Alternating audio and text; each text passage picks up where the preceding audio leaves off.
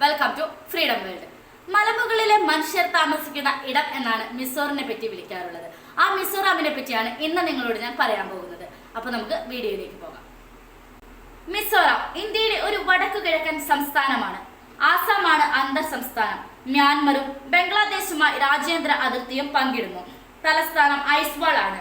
മിസോറാമിന്റെ 18ാം നൂറ്റാണ്ട് മുതലുള്ള ചരിത്രം മാത്രമേ എഴുതപ്പെട്ട രീതിയിലുള്ളൂ. 1889 മുതൽ ബ്രിട്ടീഷുകാർ മിസോ കുന്നുകൾ തങ്ങളുടെ ഭരണത്തിന് കീഴിലാണെന്ന് പ്രഖ്യാപിച്ചു. ലൂഷായ് കുന്നുകൾ എന്ന പേരിൽ ഒരു ജില്ല രൂപീകരിച്ച് ഐസ്വാൾ തലസ്ഥാനമായി അവർ ഭരിച്ചു. ഇന്ത്യക്ക് സ്വാതന്ത്ര്യം കിട്ടിയപ്പോൾ മിസോറാം ആസാമിലെ ഒരു ജില്ല മാത്രമായിരുന്നു. 1952 ലൂഷായ് ഹിൽസിൽ സ്വാതന്ത്ര്യാധികാരമുള്ള ജില്ലാ കൗൺസിൽ നിലവിൽ വന്നു.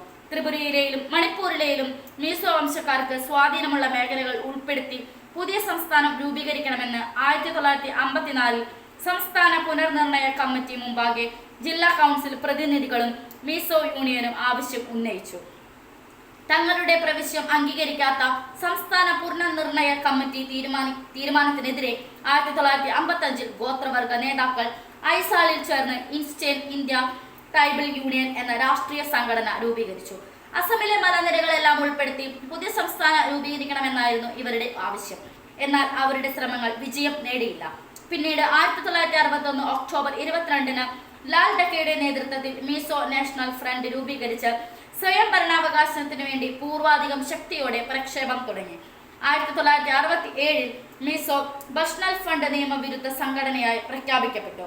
1971 മിസോ കൗൺസിൽ പ്രതിനിധി പ്രധാനമന്ത്രിയായിരുന്ന ഇന്ദിരാഗാന്ധിയെ കണ്ട് മിസോകൾക്ക് പൂർണ്ണ അധികാരമുള്ള സംസ്ഥാനം വേണമെന്ന് ആവശ്യപ്പെട്ട് നിവേദനം സമർപ്പിച്ചു. ഇതുപ്രകാരം 1927 ജനുവരി 21 മിസോ കുന്നുകൾ കേന്ദ്രഭരണ പ്രദേശമാക്കിക്കൊണ്ട് കേന്ദ്ര സർക്കാർ ഉത്തരവിറക്കി. ലോകസഭയിലും രാജ്യസഭയിലും ഓരോ സീറ്റും അനുവദിച്ചു. കേന്ദ്രഭരണ പ്രദേശം എന്ന പദവി കൊണ്ട് മിസോ നാഷണൽ ഫ്രണ്ട് തൃപ്തരായില്ല. പ്രക്ഷോഭം തുടർന്നു. പ്രധാനമന്ത്രിയായ രാജീവ് ഗാന്ധിയുമായി ലാൽ നടത്തിയ ചർച്ചയെ തുടർന്ന് ഉണ്ടായ കരാർ പ്രകാരം 1987 ഫെബ്രുവരി 20 മിസോറാം സംസ്ഥാനം നിലവിൽ വന്നു. ലാൽ ആദ്യ മുഖ്യമന്ത്രിയായി. 8 ജില്ലകൾ ഉള്ള മിസോറാം സംസ്ഥാനത്ത് 40 നിയമസഭാ സീറ്റുകളും ഒരു ലോക്സഭാ സീറ്റുമുണ്ട്. സാക്ഷരതാ നിരക്ക് 22%. മംഗ്ലോയിഡ് വംശത്തിൽപ്പെട്ട മനുഷ്യരാണ് മിസോമിലുള്ളത്. മിസോകൾ എന്നാണ് ഇവർ പൊതുവെ അറിയപ്പെടുന്നത്. മിസോ എന്ന വാക്കിന്റെ അർത്ഥം മലമുകളിലെ മനുഷ്യർ എന്നാണ്. മി മനുഷ്യർ, സോ മല എന്നീ വാക്കുകൾ ചേർന്നാണ് മിസോ എന്ന പേരുണ്ടായത്. മിസോകളിൽ ഏറ്റവും വലിയ വിഭാഗം ലൂഷായികളാണ്. മിസോറാമിലെ ജനസംഖ്യയിൽ 2/3 അവരാണ്. ലൂഷായാണ് പ്രധാന ഭാഷ. ഓരോ ഗോത്രത്തിനും പ്രത്യേക ഭാഷ ഉണ്ട്. പുറത്തുള്ളവരോട് സംസാരിക്കാൻ ലൂഷായ് ഭാഷയാണ് അവർ ഉപയോഗിക്കുന്നത്. ഈ ഭാഷയ്ക്ക് ലിപി ഇല്ല. കുന്നുകളും താഴ്വരകളും നദികളും തടാകങ്ങളും നിറഞ്ഞ നാടാണ് മിസോറാം. സംസ്ഥാനത്തിന്റെ നീളത്തിലും വീതിയിലും 21 പ്രധാന മലനിരകൾ അല്ലെങ്കിൽ വ്യത്യസ്ത ഉയരങ്ങളിലുള്ള കൊടുമുടികൾ അവിടവിടെ ചിതറിക്കിടക്കുന്ന സമതലങ്ങളൊക്കെയാണ് ഇവിടെ. ഏറ്റവും കൂടുതൽ വനവിസ്തൃതിയുള്ള സംസ്ഥാനമാണ് മിസോറാം.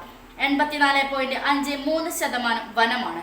ജിയോളജിക്കൽ സർവേ ഓഫ് ഇന്ത്യയുടെ അഭിപ്രായത്തിൽ മിസോറാം ഭൂപ്രദേശം ഒരു പക്വതയില്ലാത്ത ഭൂപ്രകൃതിയാണ്. സംസ്ഥാനത്തിന് 2 ദേശീയ ഉദ്യാനങ്ങളും 6 വന്യജീവി സങ്കേതങ്ങളുമുണ്ട്. ഇന്ത്യയിലെ ഒരു സംസ്ഥാനമായി മിസോറാം ഉള്ളതിൽ നമുക്ക് അഭിമാനിക്കാം. ഈ വീഡിയോ നിങ്ങൾക്ക് ഇഷ്ടമായെങ്കിൽ ലൈക്ക് ചെയ്യുക. അതുപോലെ നിങ്ങളുടെ അഭിപ്രായങ്ങളും നിർദ്ദേശങ്ങളും കമന്റ് ബോക്സിൽ ടൈപ്പ് ചെയ്യുക. Thanks for watching.